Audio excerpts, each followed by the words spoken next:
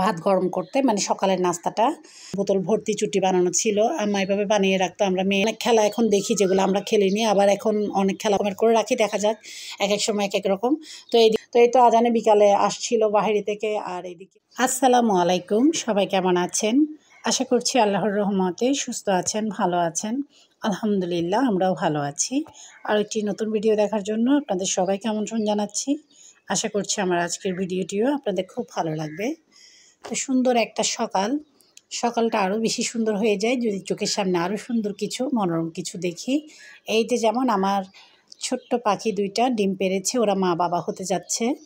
4টা ডিম পেড়েছে।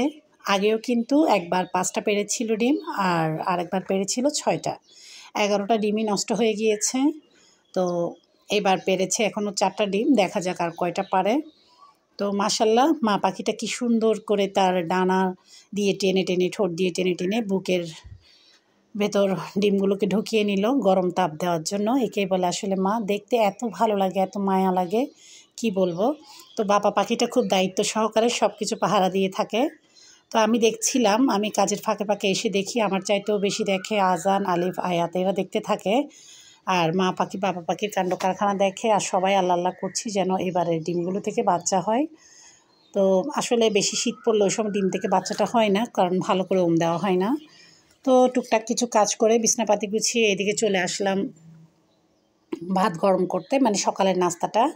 তো গতকাল রাতে বড় আপা বিরিয়ানি পাঠিয়েছিল, ওরসের বিরিয়ানি। বড় আপা শ্বশুরবাড়ির ওখানে ওরস হয়েছে, মেলা হয়েছে, ঠিক ওদের ঘরের সামনেরটাই মাজারের মাঠে হয় আর কি। তো আগে কিন্তু প্রতি বছর যেতাম, ইদানিং গত কয়েক বছর ধরে যাওয়া হয় না, বিভিন্ন ব্যস্ততার কারণে। এটা ওইটা করে ব্যস্ততা দিন দিন যেন বাড়ছে।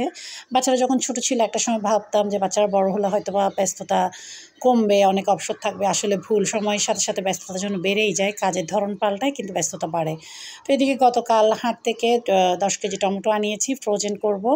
আরও বেশ কিছু টমেটো আনাবো। তো এগুলোকে আজকে রেডি করতে হবে। বাঁধাকপিও কুচি করে ফ্রোজেন করব, ফুলকপিও ফ্রোজেন করব।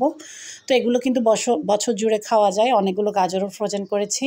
অনেক ধরনের সবজি আছে যেগুলো ফ্রোজেন করলে স্বাদটা ঠিক থাকে না, আর অনেক সবজি আছে যেগুলো ফ্রোজেন করলে ঠিকঠাকভাবে স্বাদটা কিন্তু ভালোই থাকে, দীর্ঘদিন ধরে খাওয়া যায় ফ্রিজে রেখে। তো এদিকে শীতের শেষ, এখন মিশাল মাছ কমে যাচ্ছে, খুব কমই আসে। তো আজকে আয়াতকে স্কুলে দিয়ে আসার সময় দেখলাম, তো ভাবলাম 2 কেজির মতো নিয়েই নিই। তো এগুলো কোটা মানে অনেক সময়ের ব্যাপার, তারপরও একটু খেতে ভালো লাগে তাই নিলাম আর কি। তো ওগুলো কুটে বেছে নিব। অন্যদিকে আয়াতকে স্কুলে নিয়ে যাওয়ার সময় লটিয়া শুটকি ভিজতে দিয়েছিলাম, একটু শুটকির মরিচ রান্না করবো। আমি আর আয়াত খুব পছন্দ করি। তো স্কুলে দিয়ে এসে ওদিকে মাছ কুটতে বসার আগে তরকারিগুলো চুলায় বসিয়ে দিয়েছিলাম, ফাঁকে ফাঁকে দেখে নিচ্ছি। গত ভিডিও যারা দেখেছেন আমি ছাদ বাগান থেকে শিম ছিঁড়েছি, অনেকগুলো খাইসা করেছি, আর অনেকগুলো শিম কেটে রেখেছি। সেগুলোই আজকে রেডি করা জিনিস, শুধু চুলায় বসিয়ে দিলাম। আর মুদি দোকান থেকে আয়াতকে দিয়ে আসার সময় টুকটাক কিছু মুদি বাজার করেছি। তো আয়াত বলছিল চুটকি ভাজা খাবে, এই যে চুটকি, এগুলোকে আমরা চুটকি বলি, আর কে কী বলে জানি না। তো এগুলো নিলাম, ওর জন্য রেডি করে রাখবো। এগুলো ঠান্ডা হলে ভালো লাগে, যে টাইমে খাই আর কি। স্কুল থেকে আসতে আসতেই তো প্রায় 1টার কাছাকাছি হয়ে যায়। এসে গোসল করে সাথে সাথে হুজুর চলে আসে, ভাত খেতে না খেতেই। অনেক সময় খেয়ে বসে, অনেক সময় হুজুর ছুটি দিলে খায়, এই অবস্থা। তো যেভাবেই হোক বুঝে শুনে কাজটা কোনোভাবে ম্যানেজ করে নিতে হবে। শুটকির মরিচটা কষিয়ে তারপর একটু ঝোলের পানি দিলাম আর কি। তো এগুলো আবার টেনে একদম ভুনা ভুনা হয়ে যাবে, তারপর এগুলোকে নামিয়ে নেব একটু ধনেপাতা দিয়ে। তো এদিকে চুটকিগুলো দুধ দিয়ে বসিয়ে দিলাম। এগুলো কিন্তু যখন ঠান্ডা হবে আবার ঝরঝরা হয়ে যাবে। চুটকি কীভাবে ভাজতে হয় ফুল রেসিপি কিন্তু আমার চ্যানেলে অনেক আগে থেকে দেওয়া আছে। শুটকির মরিচ, চুটকি, যে বিভিন্ন রকমের মুরগির মাংস রান্না, অনেক ধরনের রেসিপি দেওয়া আছে, চাইলে দেখে আসতে পারেন। চুটকি দেখলে কিন্তু আমার মায়ের কথা মনে পড়ে। আমার মা যখন বেঁচে ছিলেন, আমার মা খুব সুন্দর দ্রুত হাতে চুটকি বানাতে পারতো। তো আমার মা যখন মারা যায়, মানে যেদিন মারা যায় এর পরের দিনও দেখলাম আমার ঘরে যে কোকাকোলার 2 লিটারি বোতল, সেই বোতলে প্রায় 2-3 বোতল ভর্তি চুটকি বানানো ছিল। আম্মা এভাবে বানিয়ে রাখতো, আমরা মেয়েরা গেলে আমাদেরকে দিত। তো মায়ের হাতের কিছু জিনিসের স্মৃতি কিন্তু থেকেই যায়। মা নেই, কিন্তু মায়ের স্মৃতিগুলো এখনও একদম জীবন্ত হয়ে চোখের সামনে ভাসতে থাকে।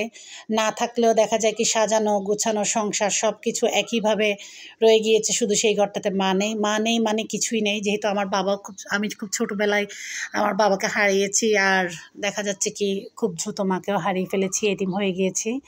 তো যা হোক, সকল মা বাবার জন্য অনেক অনেক দোয়া রইল। আর যাদের মা বাবা বেঁচে নেই, আল্লাহ তাআলা তাদেরকে দীর্ঘ নেক হায়াত দান করুক, এই দোয়াটা করছি, যেহেতু আমি নিজেও মা, বুঝতে পারি। তো এদিকে টমেটো ভাজা করে নিচ্ছি ডিম দিয়ে। এটা আমার বাচ্চাদের ভীষণ পছন্দ। আলিফ আর আয়াত বেশি পছন্দ করে, আজান একটু কম পছন্দ করে, তবে খায়। তো এদিকে ও একটু টক টাইপের জিনিস কম পছন্দ করে আর কি। তো এই টমেটো ভাজাটা আমি শিখেছিলাম আমার মায়ের কাছ থেকে। তো এদিকে একটু মুরগির মাংস দিয়ে আলু দিয়ে কষা করে নিচ্ছি। এটা একদম ভোনা ভোনা করে ফেলবো। তো এটা ওদের টমেটোর টক আর এটা হলেই হয়ে যাবে, আর কিছুই চাই না। আমি তো ওদিকে শুটকি পেলে শেষ, আর কিছু লাগে না। তো যারা আমার ভিডিওটা এখনও দেখছেন স্কিপ না করে, আপনাদের উদ্দেশ্যে বলছি ছোটো একটা লাইক দিয়ে ভিডিওটা কন্টিনিউ করবেন। আপনাদের ছোটো একটা লাইক আমার এই ভিডিওটাকে আপনাদের মতো অসংখ্য এদের কাছে পৌঁছে দিবে। এদিকে চলছে খেলাধুলার হুলস্থুল। তো বললাম না, গ্রামে শীতটা যায় একটু দেরিতে। এখন রোদ দেখা যাচ্ছে, কিন্তু তারপরেও কিন্তু বাচ্চাদের গায়ে ঠান্ডাটা রয়ে গিয়েছে। এখনও কিছু বাচ্চা সোয়েটার পরে আছে। তো এখনও সকালবেলা আমরা কিন্তু মোটামুটি সোয়েটার পরেই, ঠান্ডাটা লাগে। রোদ গরম হলে তখন ঠান্ডা ভাবটা চলে যায় আর কি। আবার ওদিকে সন্ধ্যার দিকেও ঠান্ডা লাগে। তো আজকে হচ্ছে চূড়ান্ত বাছাই পর্ব আয়াতদের স্কুলে। তো সেজন্য 1 ঘন্টা আগে ওদের পড়াশোনাটা বন্ধ করে ছুটি দিয়ে দেয়। সেই 1 ঘন্টা চলে প্র্যাকটিস। তো এখানে আয়াত প্র্যাকটিস করছিল বেগুনতলা খেলা। তো এক পর্যায়ে পায়ে ব্যথা পেয়েছে, আমার কাছে দৌড়ে আসছিল। তো এগুলো দেখে না, বাচ্চাদের খেলাগুলো দেখে আমি একদম আমার সেই ছোটোবেলায় চলে গিয়েছি। কত খেলা খেলতাম, ডান পিঠে টাইপের ছিলাম। এখনকার খেলা তখনকার খেলায় অনেক তফাৎ চলে এসেছে। তো অনেক খেলা এখন দেখি যেগুলো আমরা খেলিনি, আবার এখন অনেক খেলা বাচ্চাদের ভিতর মিসিং থাকে যেগুলো আমরা খেলেছি, এমনই। তো যা হোক, সময় পাল্টালো, কিন্তু বাচ্চা বয়স, এগুলো দেখতে দেখতে আমি ছোটোবেলায় হারিয়ে গিয়েছিলাম। কী করতাম না করতাম সব চোখে ভাসছিল। তো এদিকে আয়াতকে নিয়ে ঘরে চলে এসেছি। আয়াতকে গোসল করতে পাঠিয়ে দিয়েছি। ও গোসল করে এসে আমার পাশে বসে এসডাব্লিউগুলো করে নিচ্ছে। ওকে বলেছিলাম সন্ধ্যায় করবে, কিন্তু ও বললো না, আমি এখনই শেষ করে নিব, বিকালে মেজো ভাইয়ের সাথে একটু ঘুরতে যাব। তো যেমন কথা তেমন কাজ, ও এসডাব্লিউ করতে বসে গিয়েছে। কিছুক্ষণ পরে কিন্তু হুজুর আসবে। তো আমি হাতের কাজটা শেষ করে ওকে ভাত দিয়ে দিব। এদিকে আমি যে টমেটোগুলো ফ্রোজেন করব সেগুলো চুলায় বসিয়ে দিচ্ছি, কেটে কুটে রেডি করে ফেলেছি। এক ব্যাচ করে দিয়ে প্রায় 90% সেদ্ধ করে নামিয়ে নিব। তারপর ঠান্ডা হলে চাইলে এভাবেও রাখা যায়, আবার গোটা গোটা টমেটো ফ্রোজেন করা যায়, আবার পিউরি করে রাখা যায়, সস বানিয়ে তো রাখি, 3-4 রকমের করে রাখি, দেখা যাক এক এক সময় এক এক রকম। তো এইদিকে আমার আয়াত শুনে একটু অ্যাকশন দিচ্ছিল, ওকেও একটু ভিডিওতে ধারণ করলাম। তো এদিকে হচ্ছে আমার ফেসবুকে বিজনেস পেজের কিছু কাপড়, এগুলো আমি এখন ফাইনাল চেক দিচ্ছি। ফাইনাল চেক দিয়ে তারপর এগুলো প্যাকেট করব। আসরের নামাজ পড়ে আজান এগুলো নিয়ে বেরিয়ে পড়বে। আগেও এই ধরনের কাপড়, আজকে ভিডিওতে যে কাপড়গুলো দেখাচ্ছি এগুলো আমি অনেকগুলো আনিয়েছি, প্রায় শেষের দিকে, এগুলো প্রায় শেষ। আগেও বাড়িতে অনেককে দিয়েছি। আমি দেখা যাচ্ছে কি কাপড় বেশি বাড়িতে সেল হয়, আর পেজ থেকে যা সেল হয় তো হয়, কিন্তু বাড়িতে বেশি সেল হয়ে যায়। দেখা যায় কি পেজে অনেকে চাইলেও দিতে পারি না আমি, এমন অবস্থা। স্কুলে গেলে তো স্কুলে গার্ডিয়ান বা ম্যাডামদেরকে তো দিচ্ছি, দেখা যায় কি পুরনো বাড়ি থেকে বা আশপাশের বাড়ি থেকেও অনেকে নিচ্ছে। মাশাআল্লাহ, আমি যতটুকু আশা করিনি, আশা চাইতেও ভালো আমি সাড়া পেয়েছি, আলহামদুলিল্লাহ। আপনারা সবাই দোয়া করবেন। তো কেউ যদি কাপড় সম্পর্কে বিস্তারিত কিছু জানতে চান, আমার ফেসবুক পেজে নক করতে পারেন। আমি ইনবক্সে আপনারা নক করলে কী সম্পর্কে জানতে চান আমি ডিটেইলে বলে দিব। এখানে যে কালো প্যান্টের কাপড়টা একটা জিনিস দেখাচ্ছি, প্রথমে যখন আমার কাপড়টা ছড়িয়ে দেখাচ্ছি সে পর্যায়ে দেখা যাচ্ছে কাপড়টা একদম কেমন যেন গোলাটে কালার দেখা যাচ্ছে। এই যে এখন আবার ঠিক কালারটা এসেছে। তো এই কারণে বলছি, মোবাইলে মাঝে মাঝে কিছু কাপড় কিন্তু কালারটা বোঝা যায় না, বাস্তবে অনেক সুন্দর হয়। তো যা হোক, অনেক কথা বলে ফেলেছি। সামনে আসছে ঈদ। তো সবাই তো ঈদের জন্য কেনাকাটা করবেন। তো আপনাদেরকে ভালো মানের কাপড় দেওয়া, এটা আমি আমার দায়িত্ব মনে করি। সেজন্য আমি দেখে শুনে ভালো করে চেক করে তারপরে কাপড়গুলো প্যাকেট করি, যেন কারো কোনো কমপ্লেন না থাকে। আপনারা খুশি তো আমিও খুশি। আর আমার কাপড়ের কাস্টমার বেশিরভাগ হয় রিপিট কাস্টমার। এটা আমার কাছে মনে হয় আমার জন্য অনেক একটা খুশির ব্যাপার। কারণ দেখা যায় কি একবার কাপড় নিয়ে যদি আবার নিতে চায়, তো আমার কাপড়ের কোয়ালিটি সম্পর্কে ওদের একটা ভালো ধারণা, তাই নিতে চায় আর কি। তো এটাতে আমার মনটা অনেক খুশি হয়ে যায়। তো যা হোক, দেওয়া নেওয়া তো চলবেই। আর দেখা যাক আমি কতদিন নিয়ে যেতে পারি। ভিডিও তো হয়তো বা খুব একটা আর দেখাতে পারবো না, কারণ সামনে রমজান চলে এসেছে। তো এতটা ব্যস্ততার মধ্যে দিয়ে থাকে, অনেকে দেখা যায় কি রোজা থাকলে একটু বেলা করে ঘুম থেকে উঠে, আমার পক্ষে সেটাও সম্ভব হবে না। আয়াত আর আজানের স্কুল তো চলবে। তো আমাদের সময় দেখা যেত রোজার 2 দিন আগেই বন্ধ দিয়ে দিত 30 দিনের জন্য, ঈদের 1 সপ্তাহ পরে স্কুল খুলতো। এখন তার ওই সুযোগ সুবিধা নেই। তো সব সময়ের মতো ঠিক টাইমে ভোরে ভোরে উঠতে হবে এবং আয়াতকে নিয়ে ছুটতে হবে। আর পরীক্ষার ভিতরে ফেলবে প্রতিবারের সিটি পরীক্ষাগুলো, তো অনেক প্যারা।